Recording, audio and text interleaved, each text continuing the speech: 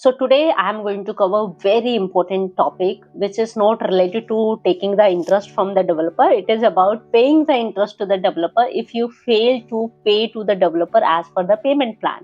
तो real estate की जो ब्यूटी है ना वो अट्रैक्टिव पेमेंट प्लान्स होते हैं. ये एक ऐसी एसेट क्लास है जहाँ पर एक टेंजिबल एसेट आपको मिलता है. मतलब एक ऐसी एसेट होती है जिसको आप देख सकते हो, छू सकते हो. एक प्रॉपर एसेट क्लास होता है, नॉट ओनली ऑन पेपर, ये आपको डिलीवर भी होता है.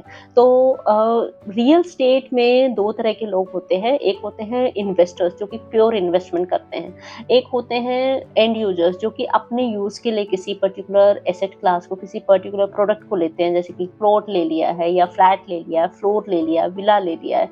अब रियल स्टेट में काफ़ी तरह के प्रोडक्ट्स होते हैं जिसको मैं अपने चैनल पे, प्रीमियम गुरुग्राम पे हमेशा कवर करती रहती हूँ. तो अब यहाँ पर सबसे इम्पोर्टेंट जो टॉपिक है ना, आप किसी भी एसेट क्लास मतलब रियल स्टेट के अंदर किसी भी प्रोडक्ट को बाय करते हो, लेकिन उसके अंदर जो भी आप प्रोडक्ट बाय करते हो उसकी पेमेंट आपको कब देनी है बहुत मायने रखती है. जैसे कि इन्वेस्टर्स की क्लास में ये बहुत ही इम्पोर्टेंट टॉपिक होता है कि जो वो इन्वेस्टमेंट करने जा रहे हैं, जिस फ्लैट को खरीदने जा रहे हैं, जब 4 साल बाद मिलेगा, 5 साल बाद मिलेगा, लेकिन उससे पहले उनको कब कब कितनी पेमेंट बिल्डर को पे करनी है, कितने टाइम के बाद डेवलपर के एंड से, बिल्डर के एंड से पेमेंट की डिमांड आएगी, कितने टाइम में अगर वो फंडिंग करा रहे हैं उस पर्टिकुलर इन्वेस्टमेंट की, बैंक से उन्होंने लोन सैंक्शन कराया हुआ है, तो कितने टाइम के बाद पार्शियल डिसबर्समेंट होंगी लोन की, कितनी ईएमआई का लोड उनके ऊपर बढ़ जाएगा. ये सारी चीजें लिंक होती है उस पेमेंट प्लान से जो प्रॉपर्टी आप बाय करते हो उसका जो पेमेंट प्लान होता है. अब पेमेंट प्लान ना एक बहुत ही अट्रैक्टिव पॉइंट होता है रियल एस्टेट इन्वेस्टमेंट का. तो बेसिकली अगर सपोज मान लो आपके पास 100 रुपए हैं, 100 रुपए को मैंने डिवाइड कर दिया है कि 30 रुपए मुझे आज देने हैं, 1.5 साल के बाद 30 रुपए देने हैं, फिर 30 रुपए मुझे ओसी पे देने हैं, 10 रुपए मुझे पोजेशन पे देने हैं. तो ऐसे ना काफ़ी तरह के पेमेंट प्लान होते हैं. कुछ डाउन पेमेंट प्लान होते हैं जिसमें कि ह्यूज डिस्काउंट में मिल जाता है कुछ डेवलपर्स के एंड से. लेकिन अगर नियर पोजेशन है प्रॉपर्टी तो वहाँ पर डिस्काउंट का कोई स्कोप नहीं रहता क्योंकि 3-4 महीने में आपको सारी पेमेंट क्लियर करनी होती है. मोस्टली जो पेमेंट प्लान होते हैं प्रोमिनेंट डेवलपर्स के एंड से वो कंस्ट्रक्शन लिंक्ड पेमेंट प्लान होते हैं कि जितनी जितनी कंस्ट्रक्शन आई उसके हिसाब से आपके पास डिमांड आती रहेगी. तो कोई भी पेमेंट प्लान आपके पास हो सकता है, लेकिन यहाँ पर एक ड्रॉबैक आता है जो आजकल की रियल एस्टेट मार्केट में आपको जरूर देखने को मिला होगा. स्पेशली अगर आप इन्वेस्टर हैं तो आपने जरूर देखा होगा कि बहुत बार आपको पेमेंट प्लान के नाम पर काफ़ी चीज़ें मिससेल भी होती हैं कि आपको जो पेमेंट करनी है ना वो सिर्फ 10% करनी है, 10% के बाद आप एग्जिट कर सकते हो और हम ये एग्जिट आपको करा देंगे, ये आपको बोला जाता है. And you feel stuck sometime because real estate market में ना बहुत फ्लक्चुएट करती है लाइक एनी अदर मार्केट. जैसे कि स्टॉक मार्केट है तो रियल स्टेट मार्केट में भी काफ़ी फ्लक्चुएशन होती है. So every time it is not possible for very aggressive investor to do the exit as per his और हर विश. कि अगर मुझे बताया गया है, मेरे चैनल पार्टनर ने बताया, कंपनी के एम्प्लॉय ने बताया कि अरे आप सर 10% बुकिंग अमाउंट दो, 5% और दो, आप एग्जिट कर सकते हो, 20% दो, आप एग्जिट कर सकते हो. तो ऐसा बोलना और सुनने में बहुत अच्छा लगता है कि जब हम चाहें तब एग्जिट कर सकते हैं. इतना सा प्रॉफिट लिया, हम एग्जिट कर दिया, री इन्वेस्टमेंट कर दी दूसरी प्रॉपर्टी में. लेकिन exit is not easy all the time. जो मार्केट है वो काफ़ी फ्लक्चुएट करती है. Some time exit is very very good to go, आप इजिली एग्जिट कर पाते हो. सम टाइम आपका जो चैनल पार्टनर है वो भी आपकी इतनी हेल्प नहीं कर पाता क्योंकि मार्केट में इन्वेंट्रीज अवेलेबल हैं, बहुत सारे रीज़न होते हैं. एग्जिट की पॉसिबिलिटी कम रहती है. जो पुराने प्रोजेक्ट्स हैं वो अच्छे हैं और उनकी इन्वेंट्री बहुत अवेलेबल है, उनके रेट कम है, नए प्रोजेक्ट्स के रेट बहुत ज़्यादा. There are so many factors जो कि एग्जिट को अफेक्ट करते हैं. तो किसी पर्टिकुलर प्रोजेक्ट में उसका अट्रैक्टिव पेमेंट प्लान देखकर एंटर करना बहुत इजी है, लेकिन उससे एग्जिट हो जब आप चाहो वो बहुत डिफिकल्ट हो जाता है. इसीलिए यहाँ पर बहुत ज़रूरी है ये समझना कि आप जो भी प्रॉपर्टी बाय करने जा रहे हो उसका पेमेंट प्लान बहुत अच्छे से समझ लो. And you should never go to for such payment plan जहाँ पर आपको लगता है कि 100 रुपये में से 40 रुपये देने हैं लेकिन मैं तो 20 रुपये में एग्जिट कर जाऊंगा तो मुझे बस 20 रुपये अरेंज करने हैं. No, this is really wrong strategy ही नहीं है ये बेसिकली. और that's why so many investors are there who feel stuck, जो कि एक न्यूली लॉन्च्ड प्रोजेक्ट में पैसा लगा देते हैं and they are sold on this saying only कि सर 20% दो, उसके बाद हम एग्जिट में हेल्प कर देंगे. Then people are no where visible and then they call us also so many times कि we want to sell this unit, इससे आगे का तो पैसा ही नहीं है, इससे आगे तो हम दे ही नहीं पाएंगे, हमें तो ये कह के बेचा गया था।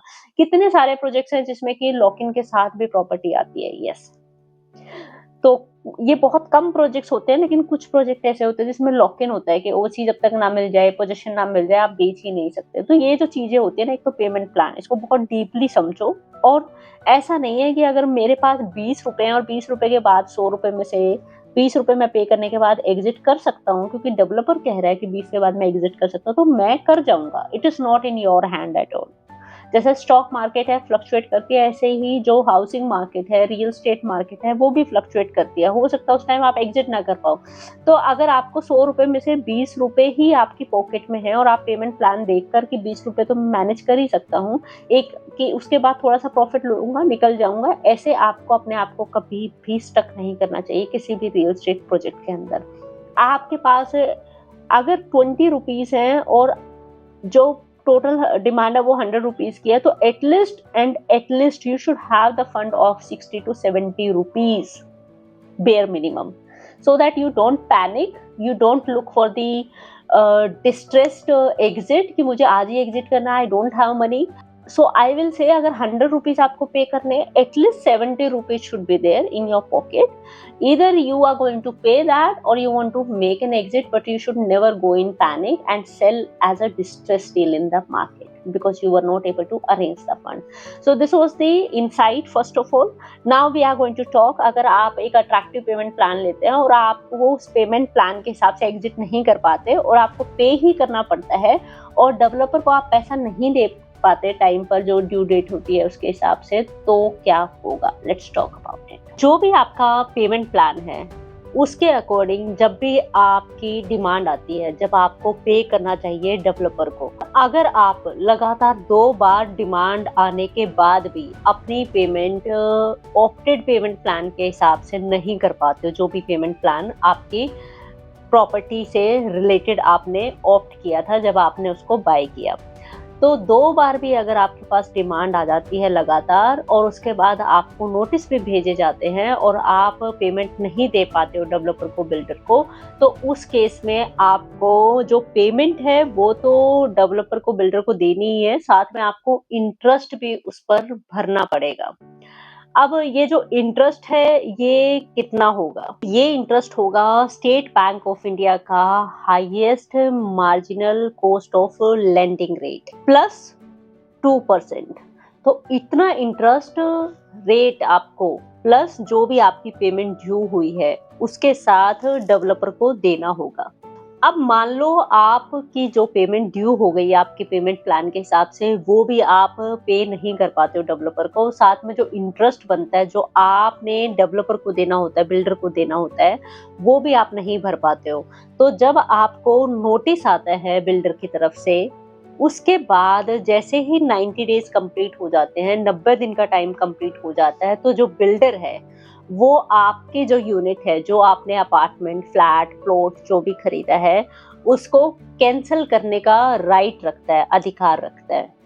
अब यहाँ पर जब आपके प्लॉट की, फ्लैट की जो बुकिंग है, अलॉटमेंट है, वो कैंसिल होती है, उसको टर्मिनेट या कैंसिल करने के अप्रॉक्स 30 डेज पहले, 30 दिन का टाइम पहले देना पड़ता है।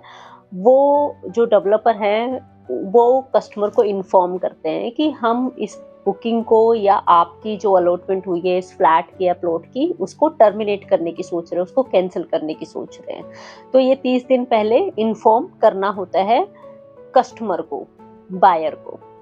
अगर जो डिफॉल्ट का केस है, पेमेंट टाइम पर ना देने का केस है, वो होता है, तो अब अगर आप मान लो 90 डेज का भी टाइम हो गया नोटिस आने के बाद भी, आप फिर भी पेमेंट नहीं दे पा रहे हो, इंटरेस्ट तो छोड़ो, आप पेमेंट भी टाइम पर नहीं दे पा रहे हो, और जो इंटरेस्ट आपने बिल्डर को देना है क्योंकि आप टाइम पर पेमेंट नहीं कर पाए, वो भी आप नहीं भर पा रहे हो, तो यहाँ पर जो डेवलपर है, जैसे मैंने बताया, वो आपकी फ्लैट की बुकिंग, प्लॉट की बुकिंग, जो भी आपने उनसे खरीदा है, बाय किया है, उसको कैंसिल कर सकता है। बुकिंग मतलब जो अलॉटमेंट हो चुकी है उसको टर्मिनेट कर सकता है।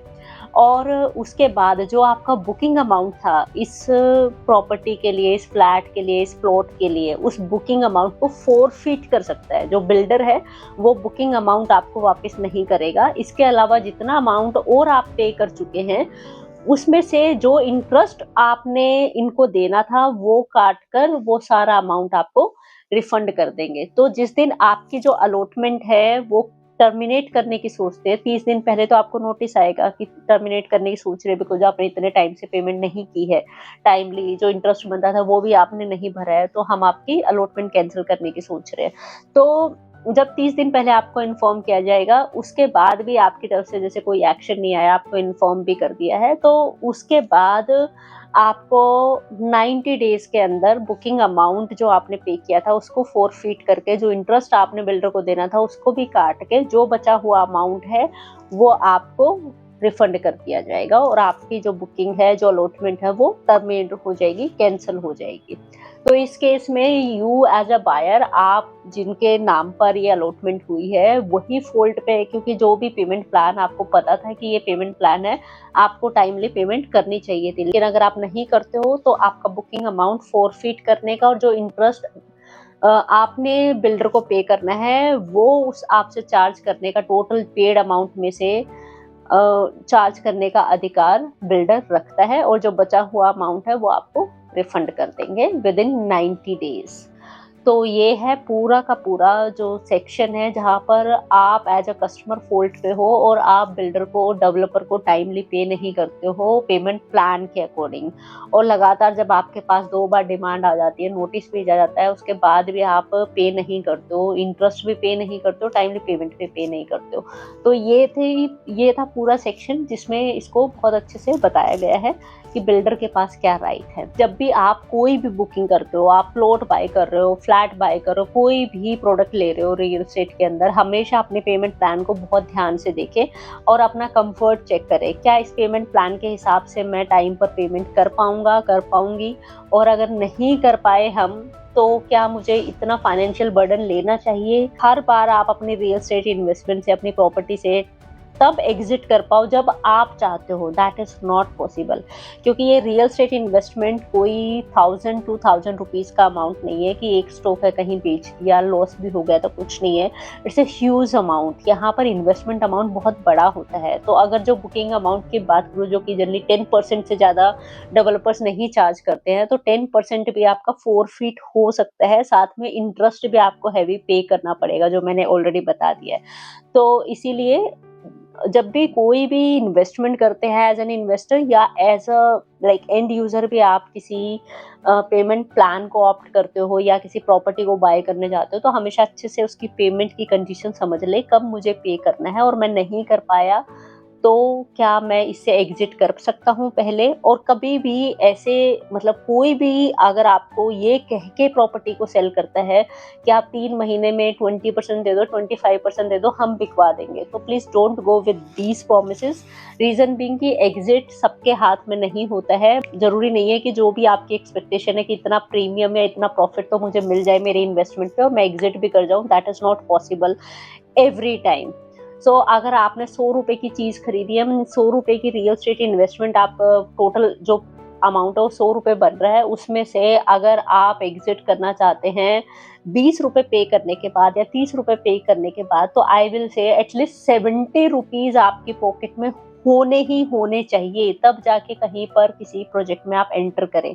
और जब ऐसी कोई मार्केट कंडीशन है जहाँ पर रेट्स थोड़े से ज़्यादा इन्फ्लेट हो चुके हैं, आपको लगता है, और पहले कोई इन्वेस्टमेंट है जिससे आज तक आप एग्जिट नहीं कर पाए हो, तो दूसरी इन्वेस्टमेंट करने से पहले उसके पेमेंट प्लान को अच्छे से समझे। और अगर 100 रुपीज़ आपको पे करने, तो 100 रुपीज़ ही आपके पॉकेट की कैपेसिटी होनी चाहिए, then you should go for any particular real estate investment. So it is always on safer side rather than just going in the panic and just looking for the buyers, or just putting the blame on the channel partner that someone sold us by saying this or that. Yes, it is always good to be aggressive investor. It is always good to have the premium or the profit very quickly. But yes, we need to understand the other side also. If somehow it is not happening, then what? ये थी पूरी detail जहाँ पर as a buyer, as a investor आप company को, developer को, builder को timely payment नहीं कर पाते हो तो आपके साथ क्या हो सकता है। Rest in coming videos also RERA से रिलेटेड जितने भी सेक्शंस हैं वो मैं वन बाय वन कवर करती रहूंगी। अगर आप भी चाहते हो किसी पर्टिकुलर टॉपिक पर I should make the video, then I will always be there to cover up that topic. Let's meet in next video with one more informative content for all of you. चलो मिलते हैं next video में। अगर आपको अच्छी लगी video, like the video, और आप चाहते हो औरों तक भी ये इन्फॉर्मेशन पहुंचाओ, then do share this video. And if you are looking for any particular topic which I should cover, do mention in the comment box, or any constructive suggestion, any feedback, I'll be happy to hear that. Do leave in the comment box. मिलते हैं next video में। Bye bye.